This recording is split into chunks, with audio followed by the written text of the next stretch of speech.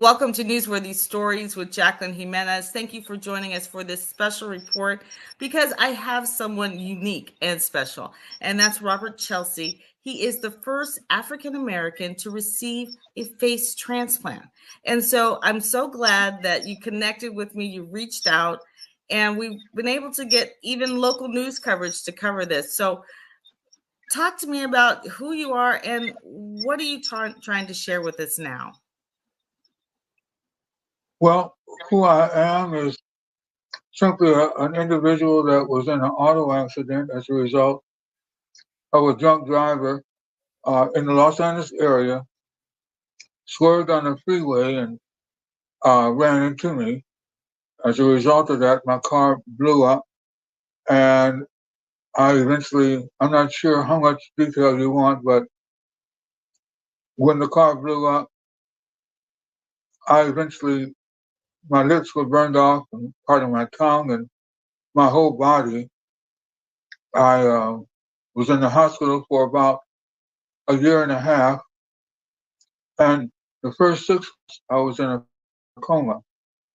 So after the coma, we discovered that there were about 30 surgeries during that time before I even got discharged from the hospital. And as a result of that, my skin burned and amputations taking place and so on. The plastic surgeons that I talked with, most of it they couldn't do anything about trying to help me to eat because it, it put a flat on my lips. It was just covered as a protection for my gums and teeth, but it wouldn't be any control over opening and closing my lips. And one of the surgeons had known someone that stayed under Dr. Bowden Tomahawk in Boston. As a result of that, they introduced me. They had him call me, and I had several interviews, 3-day interview and a 5-day interview, um, and subsequently became the first African American.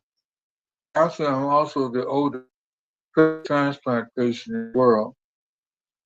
Wow. There's been about 40, it's under 50 people that had a transplant in the world, including one two in France and some others, about 9 different countries. But in the U.S., there's been about 15 face transplants, and I was 15. My surgeon has done 10 of those. Wow, really? Now I know I have Yes. another picture of it is a picture of you and I'm not sure if your surgeon is in this picture. I wasn't really sure if but it's when it looks No, like it's just before can, and so I didn't know, everybody that you sent me pictures who is in this picture with you. the picture. My godson is on the left. His name is Everett Brown. He lives in New York. And then there's me. Next to me, there's George Criscetti. He's the former president of the New England Doctor of Burn Survivors. As you know, I was a burn survivor before receiving a transplant. So that picture was taken, I think, a year or two before I received this transplant. And the other person, far right, Brother Bill Preston. He has my travel companion from Los Angeles. He specializes in pharmaceutical, sickle cell, Alzheimer's, and he's a consultant for his company called Roots Wide. So those are my travel and colleagues. As a result of being burned, of course, that was the first thing that happened, and I got exposed to and introduced to so many wonderful people that also have burned, electrocuted, live, poured on barbecue fire, house fires. all kinds of things that have happened, car accidents. So as a result of that, uh, once every 2 years, there's a World Burn Conference that allows invites everyone all over the world to come and be themselves. Everything that's done for that 4 or 5 days is consecrated with burn survivors or caregivers that are associated with it. So it's a wonderful time. And Everett or Rick Bill two that are on the far right, I mean far ends, they're my personal. One's my godson, and the other's a personal friend. I noticed that when we were talking before we started the interview, see, when I'm looking straight on at you, you don't notice, your face is, normal. But if you turn to the side, you can still see that scar all across your head. Yeah. Oh And yeah. I was like, wow, you really had this face put on you, if you will. So when you look in the mirror, at a different face, what is that like? Well, I see a new person. I'm not sure if I ever see myself. Fortunately, I'm able to, you know, I'm carrying this face like you carry your hands and your arms and legs. But when I look at it, then I see another person. And the texture of my skin is a little different because it's loose compared to how our natural skin fits us. Skin, obviously, well, what happens in the process of face transplant? They actually strip my face and they strip the donor's face. So it's so much more unique than replacing a liver, lung, kidney, or heart, and so on, where you're taking one out and putting another in. With a face transplant, they're not only going to strip my face, a team strips it, another surgical team is stripping the donor's face in a actually in a different location altogether. And then they bring the donors to me and sew all the blood vessels, nerve endings, tendons, the muscles, the uh, everything that they can, sew it together from top to bottom. And as a result of that, what I have is not just another face. I have another forehead. I have another. The top of my head is is all the same donuts. I have another set of chins that I have to get used to. I mean, not set of chins, but another chin. But another set of cheeks. I have another set of lips to get used to. I have another nose to get used to. So it is uh, much different than taking an organ out and putting another one in. And obviously, transplant is external, and you would never know if a person had had a surgery, replacement a heart or a lung, unless they tell you because it's internal. And that's fascinating. I can't even imagine how many hours of surgery that you've been in so far. Do you have more surgeries to go? Well, there was only one surgery, about 16 hours. That is for the transplant, the face transplant. I did have another surgery to adjust and tighten up certain areas. There's things that could be done, but the more surgery, and because I'm actually the oldest, there's a lot of unique areas that actually I didn't even cover that with other TV that I should cover with you. there's so many unique areas. Like because I'm black, uh, no one has ever worked uh, transplanted a black face before, and the surgeons are not black, so they don't know the signs to look for as they would a white person. Uh, in the New England Journal, for an example, they have suggestions like uh, to detect infections, etc. You look for pink face, pale face, red face, blue lips, white knuckles. Huh? Well, none of that applies to me. So for them to uh, have early detection on whether my face is being rejected, the transplant rejection, there's they don't have those references to go by.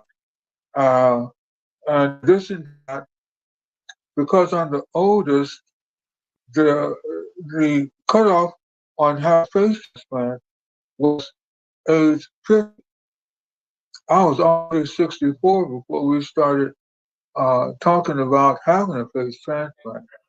So you got So younger, is it's what I'm a big hearing. difference. So you got a little bit younger. Did you get a little younger with this face? Oh, well, no, they just, I never drank and all that. So I think that helped with, being healthy enough. So that's how I became oldest. You know what, Robert, I'm surprised I didn't get a picture from you from what you looked like before the accident. And so I have to make sure you send me that so I can add it in here because I want to make sure that we know what you used to look like before this accident ever Yeah. happened. And so you'll have to send Okay. that to Yeah. me. Either add it in the comments or depending on when you can send it to me, Right away. I will add it in, Yeah. as we're going here. So also not only did you have another face, but you had another life. So I know that this um time has changed, what you do. Because what did you do before the accident as far as like for a living? Now I know that um you take and you talk about a message, you bring a message to us because of the importance of educating minorities about transplant. I know that now you're a speaker, but what were you before you were doing this? I was called the man. That was my nickname.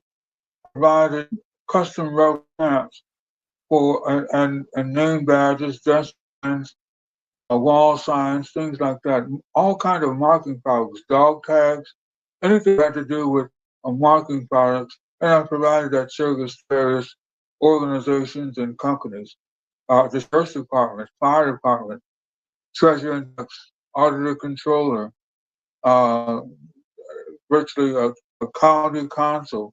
I was in other areas, so that's what I did and provided services, post office, uh, anywhere that where a rubber stamp, the register and recorder, wherever a rubber stamp had used, public health departments and so on. So that's what I did for a living. I was very fortunate, however, that well, I'm fortunate in so many ways. My God. But the organization, the company that that provided or the manufacturer that provides my products, JP Cook, they're located out of Nebraska. They continue, even to this day, to provide services, respond to my customers, and they send me missions. Can you imagine when I was in an auto accident? I was in a coma for the first 6 months, and in the hospital a year and a total of a year and a half. As a result of that, uh, every customer I had, how would they know that I existed? If they sent in a request for a quotation, couldn't respond. They didn't know. The banks didn't know. They shut me. They closed my account. I had levies, uh, liens, charge-offs. Uh, the light, water, and gas. They all, everything. Your mortgage is gone. You know, uh, because they don't know you're in the hospital, and there's no way to pay them. So all of that occurred during the time I was in the hospital, along with J.P. Cook being kind enough at that time to send the commissions to my daughter until I got uh, well enough where I could take the commission, receive it myself, and try to straighten certain things out. So you still work in this field? Yes, I still answer. I don't do a lot of calling because I'm still not strong enough to really work, really not even 2 or 3 hours to actually do any kind of real work. But if I get a phone call or someone refers me or asks me, then I do make sure that that customer gets their product. And I know you're in a hotel room because you're in South Florida to be featured as part of another documentary where they're having an eye transplant. And I know the Wi-Fi is not great because it's kind of in and out a little bit, but I want to make sure that we kind of get that information. Even in the comments, if you could type that out as to what you do or how you bring business, because a lot of the people that watch this are from LinkedIn, and they are business owners and they are involved. And so I want them to know, what you're doing and how you're doing it, and how to contact you so that they can still do business to business with you. And I would like that Oh yeah, very let's much, see. Yeah, because part of it is, I go ahead. part. No, go ahead. You said part of it is what? No, I was just saying part of it was just, me wanting to make sure that um, if they can do business with you, that they can, or people who want to be a part of you spreading this message on educating, people, particularly minorities, about transplants, however they want to be a part of what you're doing. I want to make sure people understand what it is that you've done in the past as well, so that they can assist you. Yeah, thank you very much. I'm known as a stamp man, and so they can reach me through robertchelsea.org, uh, and they can Google my name, and it's easy to find what I've been doing, um, both with this as well as for our disabled diaspora. This is the most important aspect of my life is making sure that we don't just cover face transplant. That's unique. There's only less than 50 in the whole world, but the need is so big for all of us, the burn survivors, the amputees, individuals that never had legs or arms, individuals that require a stem cell replacement. A sickle cell can be replaced by certain stem cells. So there's so many people that can to live a normal life, if you will, just by us being more aware, conscious, and educated about face transplants, transplantation in general, or limb replacement, etc., bone marrow. All of it is extremely beneficial, and it's not just for the U.S., but everywhere in the world. There's no place in the world where someone has not been burned or mangled, a house fire, accident, a barbecue, electrocution, live poured on them. So many ways people have been figured. So that's my concern. bring as awareness as I can. In this sense, to let you know, Jacqueline, I'm extremely grateful to have an opportunity to be through this, go through this experience myself. I realize that it's not one thing that I would recommend, but glad God saw it to carry me through this. It hasn't been what we would imagine. It hasn't been that at all for me because He's allowed me to lay in His bosom during this whole process. From the accident on, He covered me with a golden thread that has brought joy through this personal experience. That's incredible. What do you think that you've learned the most from it, Robert? Well, what I learned, so many things. Obviously, I mentioned the need, the great need for us to be more empathetic toward anyone that may be disabled or disabled.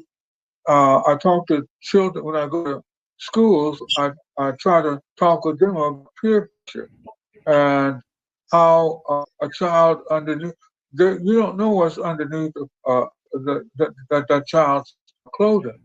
They could have been birth defective, they could have been burned, they could have been uh, mangled in some way, and so they don't walk the same as the other children. They don't talk, they don't run the same. And so I do what I call a show and tell.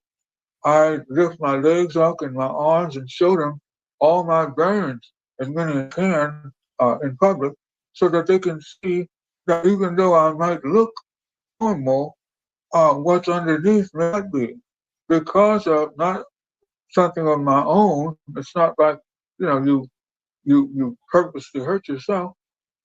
Things do happen, and I want the youngsters after to realize their friend, their good friend, could have had something happen to them that was not a fault of their own.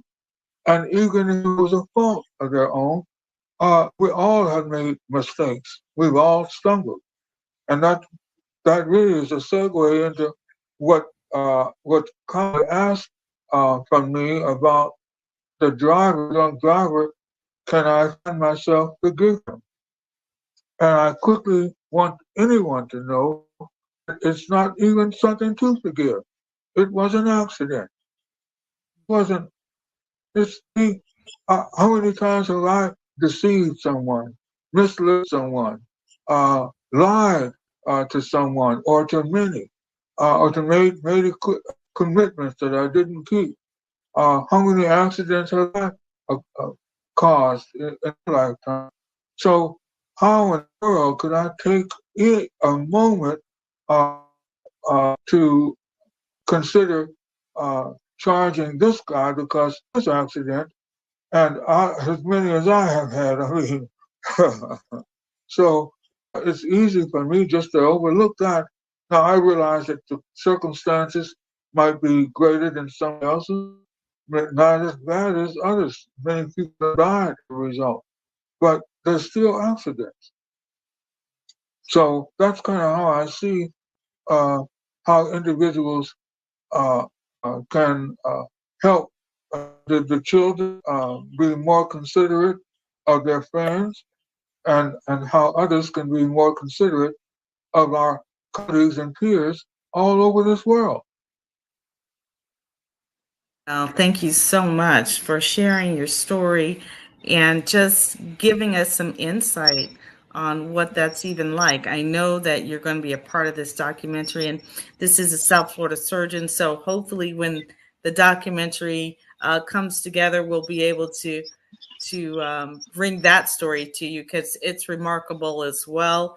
It involves a surgeon doing an eye transplant, and he's had an eye transplant himself. So I find that to be remarkable and unique. And so I'm looking forward to hearing more about that documentary as you guys put it together and when it's about ready to be released. Robert, I know you're here in South Yeah. Florida. You're heading back to California. Um, but thank you for sharing your story, and thank you for reaching out to Newsworthy Stories, and just letting me know. And I'm glad that I was able to get more coverage for you in the process, because I believe this is a story that needs to be told again and again, in every city that you uh, go to, no matter the reason, because you're so unique. And I'm still baffled on how to remove a face from one person and put it on another. It's just extraordinary. Yeah, it is. But you have taken time to my experience into your heart. And Say as that again, because I kind of missed it. you've taken the time to take my experience and place it to your heart. And as a result of that, we have met and talked, and all of these wonderful things are developing out of it. So it's really out of, and I think the bottom line did ask me what are some of the major outcomes of my experience. One of them is I went through when I was still in the hospital before the transplant, as all burned and lips burned off and all that. And uh, I asked our Heavenly Father, how can I now speak your wonderful words? How can I have Bible studies anymore? What what method? How do you? What do you want my next steps to be? Since you allowed my lips to be burned off, you allowed my tongue, part of it, to be burned off. I know you don't want me to do a lot of talking, but how can I share? And quickly I got a response, Jacqueline. Uh, kindness. I heard the verbal word kindness. And I Say it again. realized then that kindness, he said kindness. Kindness. Mm. I realized then that he's talking about being nice and kind and sweet and gentle, and he's talking about godly, holy kindness. It's a level and a dimension in him that I had yet to attain. And I'm so grateful that this kind of exposure came to me in spite of not being able to talk and walk and up. Kindness is our key, and you're not that you give kindness. You must be a kind person. And so I'm so grateful that revelation has penetrated my heart and found a lodging place where I thought I might have been a nice guy, but now I realize it's a godly kindness that I had, but it was a kindness that man would accept. When it gets to the point where God is pleased with it, usually man won't like it. Mm. Well, thank you for sharing that. I just want you encourage anyone, if you want to reach out to Robert, and go to robertchelsea.org. You see his email running along this ticker here. Robert, thank you so much for sharing your story. I'm sure this is not the last of our conversation. So thank you again. Oh yes, thank you so much. And thank you audience listening. I hope something is said to touch your heart and lift you today. All right. Thank you.